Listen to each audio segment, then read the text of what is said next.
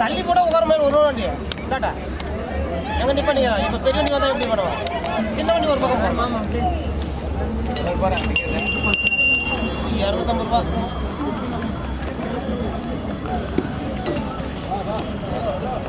ரூபா. நல்லா சம்பாதி